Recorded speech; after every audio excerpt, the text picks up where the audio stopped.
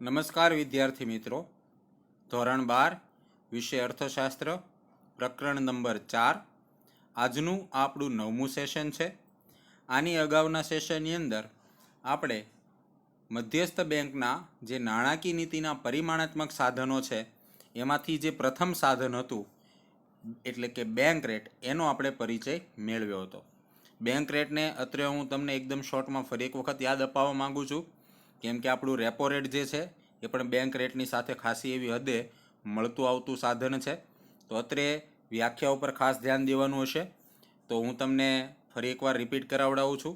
તો bank rate એ એવો દર છે કે જ્યારે બેંકો નાણાંની અછત અનુભવે ત્યારે આરબીઆઈ પાસેથી એ જે નાણાં ઉછીના લે છે એની અંદર જે લાંબા ગાળા માટે વ્યાજનો દર ચૂકવવામાં આવે બેંક દ્વારા આરબીઆઈને જે દર ચૂકવવામાં આવે એને કહેવાય છે બેંક રેટ. અત્રે આ બાબત ખાસ તમારે ધ્યાનમાં લેવાની છે. લાંબા ગાળા માટે જે ધિરાણ કરવામાં આવે કોના દ્વારા, તો કે આરબીઆઈ દ્વારા. કોને ધિરાણ કરવામાં આવે, તો વેપારી બેંકોને. આ જે દર વસૂલવામાં આવે એને કહેવાય બેંક રેટ. આપણે એવું જોયું હતું કે ભાઈ બેંક રેટ સામાન્ય રીતે આરબીઆઈ નાણાંના પુરવઠાને વધારવા કે ઓછો કરવા માટે, અથવા તો એક રીતે તમે એવું કહી શકો તેજી કે મંદી હોય, ફુગાવો હોય, એને નિયંત્રિત કરવા માટે બેંક રેટનો ઉપયોગ કરે છે. સાથે સાથે આપણે એ પણ જોયું હતું કે ભાઈ બેંક રેટ જે છે એ લાંબા ગાળાનો રેટ હોવાથી ટૂંકા ગાળાની અંદર એને ઝડપથી બદલી શકાતો નથી. એટલે જો ટૂંકા ગાળાની અંદર નાણાંના પુરવઠામાં ફેરફાર કરવો હોય તો એના માટે રેપો રેટ અને રિવર્સ રેપો રેટ વધારે યોગ્ય છે.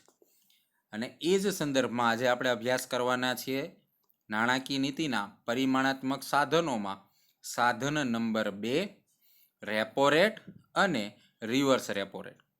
અત્રે એક બાબત સમજી લેવાની છે કે જે રેપો રેટ જે છે એનાથી તદ્દન રિવર્સ, નામ મુજબ જ એના ગુણ છે. રિવર્સ રેપો રેટ તદ્દન એનાથી ઉલટું છે. બંનેમાં ખાલી ધિરાણની દિશાનો ફરક છે. રેડી? તમારે બંનેને યાદ રાખવા માટેની સિમ્પલ આ ટેકનિક છે. રેપો રેટ જે છે એનાથી રિવર્સ રેપો રેટ જે છે એ તદ્દન વિપરીત દિશામાં છે. કઈ રીતે છે એ હમણાં તમે સમજશો. તો શરૂ કરીએ. જ્યારે વેપારી બેંકોને ટૂંકા ગાળા માટે, જો આવ્યું ખાસ યાદ રાખજો, અગાઉ પણ કહ્યું હતું, હજી એકવાર કહું છું, બેંક રેટ જે છે જેને આપણે કહેતા હતા ટૂંકમાં બીઆર, એ જે છે એ બહુ ટૂંકા ગાળા માટે હોય છે. પરંતુ જે આરઆર જે છે, શોર્ટમાં આપણે એને આરઆર કહેશું, રિવર્સ રેપો રેટ, એ બહુ લાંબા ગાળા માટે હોય છે. તો અહીંયા તમને સમયગાળો પણ આપેલો છે ટૂંકા ગાળા માટે. તો કે ભાઈ કેટલા દિવસ, તો કે ભાઈ 1 દિવસ, 7 દિવસ, 15 દિવસ. આવા ટૂંકા સમયગાળા માટે જ્યારે નાણાંની જરૂર પડે. એક સામાન્ય ઉદાહરણ આપું.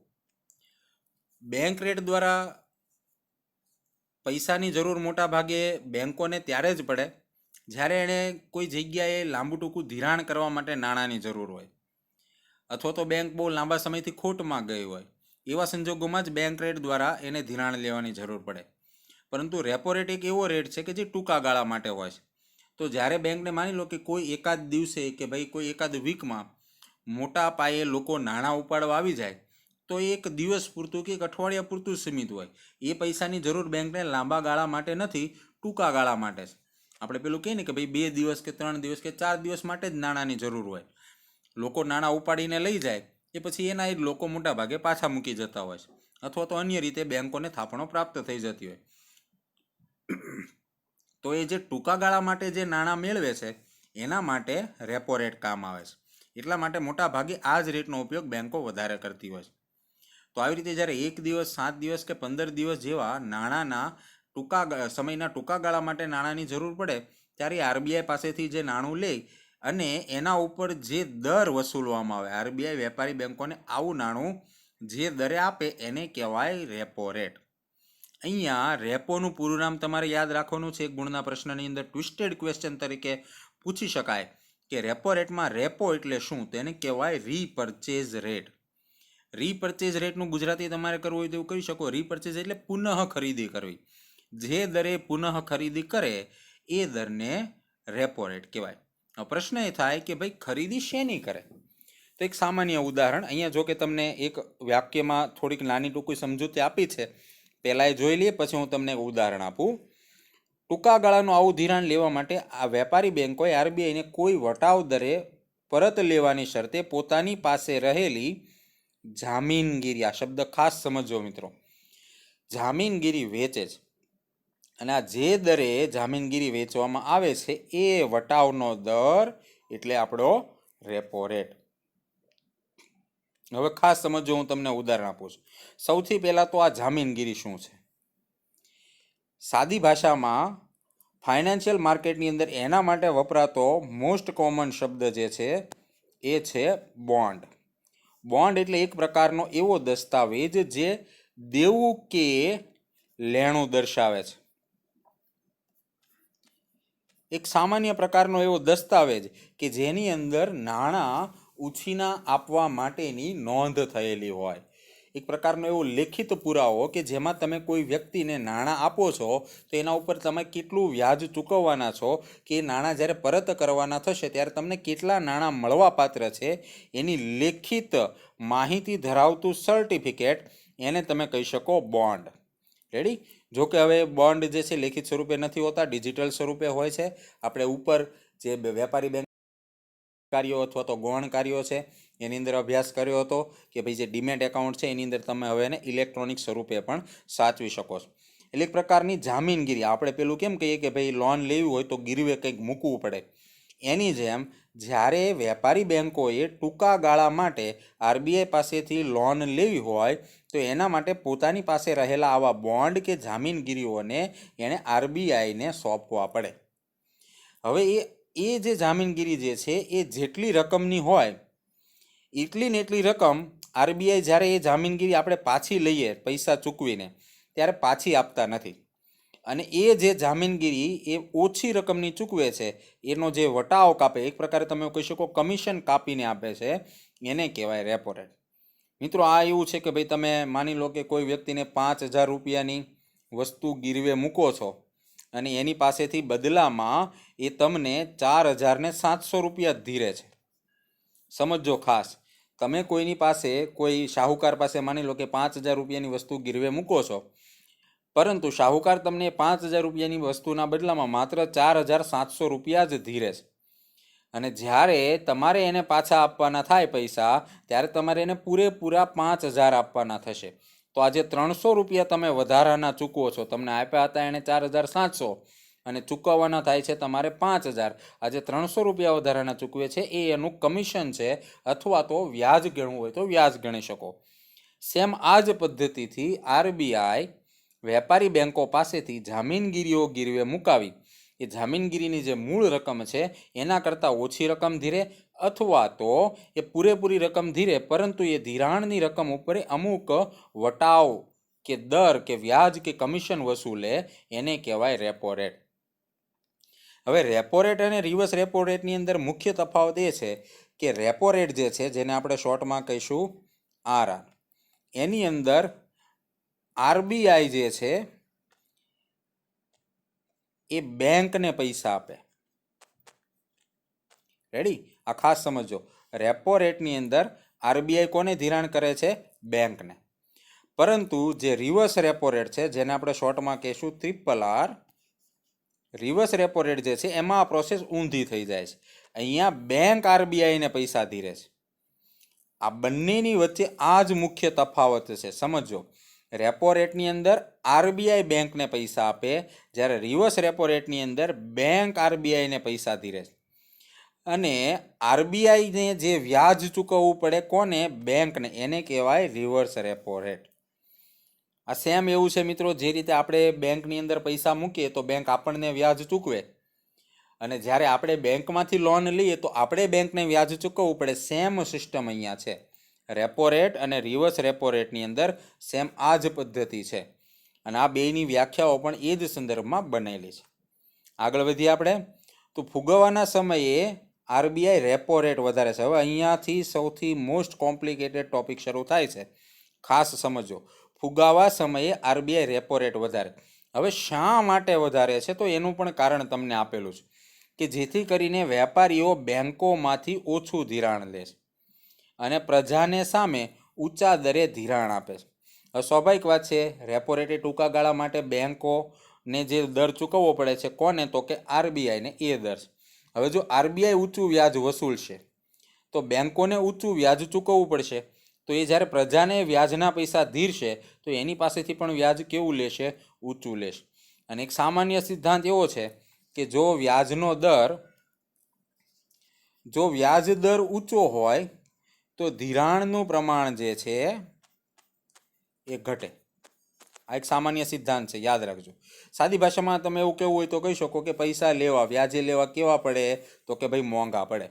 જો વ્યાજનો દર ઊંચો હોય તો લોકો ધિરાણ ઓછું લેશે. અહીંયા સેમ પદ્ધતિ લાગુ પડે છે કે જો ફુગાવો હોય અને આરબીઆઈ રેપો રેટ વધારે, આ પણ તમારે યાદ રાખવાનું છે કે ફુગાવાના સમયે આરબીઆઈ રેપો રેટમાં વધારો કરે.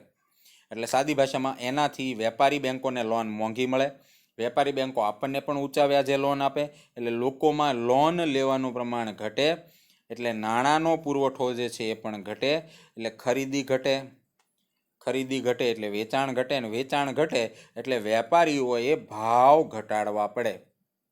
ખાસ યાદ રાખજો, જ્યારે વેચાણ ઘટે તો વેપારીએ ભાવ ઘટાડવા પડે, અને એના કારણે ફુગાવો જે વધારે પડતા ભાવ વધી ગયા હોય શું થઈ જાય? ઓછા થઈ જાય. સમજો, બહુ જ બુદ્ધિપૂર્વકનું પગલું છે. આપણા દેશની અંદર જ્યારે પણ મંદી કે ફુગાવો આવે છે ત્યારે આપણા દેશની જે મધ્યસ્થ બેંક જે છે એ આ જ સાધનોનો ઉપયોગ કરીને મંદીને કે વધારે પડતી તેજી કે વધુ પડતા ભાવોને નિયંત્રિત કરે છે. એક પ્રકારની જાદુઈ છડી જેવું કામ છે. જો એનો વ્યવસ્થિત ઉપયોગ કરવામાં આવે, સંભાળીને ઉપયોગ કરવામાં આવે, તો દેશના અર્થતંત્ર ઉપર સંપૂર્ણ કંટ્રોલ એની મદદથી આરબીઆઈ પ્રાપ્ત કરી શકે છે. મંદી હોય તો એને દૂર કરી શકે અને તેજી લાવી શકે, અને જો વધારે પડતી તેજી હોય, ફુગાવો અનિયંત્રિત થઈ ગયો હોય તો એવા સંજોગોમાં એને ફુગાવાને ઘટાડી શકે અથવા તો ભાવોને નીચા લાવી શકે. અને આ જ સાધનોનો ઉપયોગ વર્ષોથી દુનિયાભરના દેશોની અર્થતંત્રની અંદર બેંકો, મધ્યસ્થ બેંકો કે સરકાર દ્વારા લેવાતા આવ્યા છે. તો ફરી એક વખત આપણે આપણા ટોપિક ઉપર આવીએ. ફુગાવાના સમયે આરબીઆઈ રેપો રેટ વધારે, એનાથી બેંકો ઓછું ધિરાણ લે અને સામે પ્રજાને પણ કેવા દરે ધિરાણ આપે? ઊંચા દરે ધિરાણ આપે. અને આમ પ્રજા ઓછું ધિરાણ લે એટલે નાણાંનો પુરવઠો ઘટે અને ફુગાવો ઘટે. આ પણ યાદ રાખવાનું છે, જ્યારે નાણાંનો પુરવઠો ઘટે તો ફુગાવો ઘટે, અને જ્યારે નાણાંનો પુરવઠો વધે તો ફુગાવો વધે. અને મંદીના સમયે આરબીઆઈ રેપો રેટ નીચો કરે. હાલના સમયની અંદર જો તમે ન્યૂઝ ચેનલો જોતા હશો તો તમને ખબર હશે કે આપણા દેશની અંદર છેલ્લા 3 કે 6 મહિનાથી આરબીઆઈ સતત ધીમે ધીમે રેપો રેટ ઘટાડી રહી છે. બીજી એક વાત, રેપો રેટ જે છે એની અંદર બહુ નજીવી રકમનો ફેરફાર થતો હોય છે. ઘણી વખત 0.01 કે પછી 0.25 કે 0.30 એવું એકદમ નજીવા દરનો ઘટાડો વધારો થતો હોય છે. પરંતુ આ નજીવા દરે પણ દેશની અંદર જે કુલ નાણાંનો પુરવઠો છે એની અંદર બહુ બધી મોટી રકમનો તફાવત સર્જાતો હોય છે. એટલે આ તમારે ખાસ યાદ રાખવાનું છે. નેક્સ્ટ, હવે આપણે એનાથી ઉલટી પ્રક્રિયાની વાત કરીએ. જ્યારે આરબીઆઈને ટૂંકા ગાળાનું ધિરાણ જોઈએ, આરબીઆઈને કોઈ પણ કારણથી નાણાંના ધિરાણની જરૂર પડી શકે, બની શકે કે એને ગવર્મેન્ટને આપવાના હોય, કોઈ જગ્યાએથી એણે લોન લીધી હોય, વિદેશમાંથી એને રકમની ચૂકવણી કરવાની હોય, અથવા તો ઘણી બધી વખત એવું પણ બને કે દેશની અંદર ફુગાવો અતિશય હદે વધી ગયો હોય, એવા સંજોગોમાં નાણાંનો પુરવઠો ઘટાડવા માટે એ બેંકો પાસેથી ધિરાણ મંગાવે. તો એવા સંજોગોમાં જ્યારે આરબીઆઈને ટૂંકા ગાળાનું ધિરાણ જોઈએ, ત્યારે તે વેપારી બેંકો પાસેથી ધિરાણ લે, અને એ જે દરે આ ધિરાણ લે, એટલે કે વેપારી બેંકોને જે વ્યાજ ચૂકવે એ દરને કહેવાય રિવર્સ રેપો રેટ. મેં અગાઉ કહ્યું એમ રેપો રેટ અને રિવર્સ રેપો રેટ બંને એકબીજાના વિરોધી છે અથવા તો એકબીજાથી તદ્દન ઉલટા છે. જ્યારે રિવર્સ રેપો રેટ વધુ હોય ત્યારે વેપારી બેંકો આરબીઆઈને લોન આપવાનું આકર્ષણ થાય. બીજું એક સામાન્ય ઉદાહરણ આપું. માની લો કે તમારી પાસે 1000 રૂપિયા છે અને તમે કોઈને વ્યાજે આપવા માગો છો. એક વ્યક્તિ એવો છે જે તમને 12% વ્યાજ ચૂકવવા તૈયાર થાય છે, સામે બીજો એક વ્યક્તિ એવો છે જે તમને 10% વ્યાજ ચૂકવવા તૈયાર થાય છે. તો સ્વાભાવિક વાત છે, તમે કોને ધિરાણ આપશો? તો કે ભાઈ જે વધુ વ્યાજ ચૂકવતો હોય એને. અહીંયા આપણે નાણાંની સેફટી, ઓળખાણ ને એવું બધું સાઈડમાં મૂકીએ છીએ. માત્ર વ્યાજના દરના આધારે જો નક્કી કરવાનું હોય તો સ્વાભાવિક વાત છે, તમે જે વધુ વ્યાજ ચૂકવે એને ધિરાણ આપો. આ જ સંજોગો સેમ અહીંયા લાગુ પડે છે. રિવર્સ રેપો રેટ એ દર છે કે જે દરે આરબીઆઈ બેંકોને વ્યાજ ચૂકવે છે. હવે જો આરબીઆઈ જે વ્યાજ ચૂકવે છે એ ઊંચું હોય તો સ્વાભાવિક વાત છે, વેપારી બેંકો જે છે એ લોકો જગ્યાએ કોને ધિરાણ આપશે? આરબીઆઈને. કેમ? કેમ કે એ વધુ ઊંચું વ્યાજ ચૂકવે છે. એ જ બાબતનો અહીંયા ઉલ્લેખ કરેલો છે. ધ્યાનથી સમજો. જ્યારે રિવર્સ રેપો રેટ વધુ હોય તો વેપારી બેંકોને આરબીઆઈને લોન આપવાનું આકર્ષણ થાય.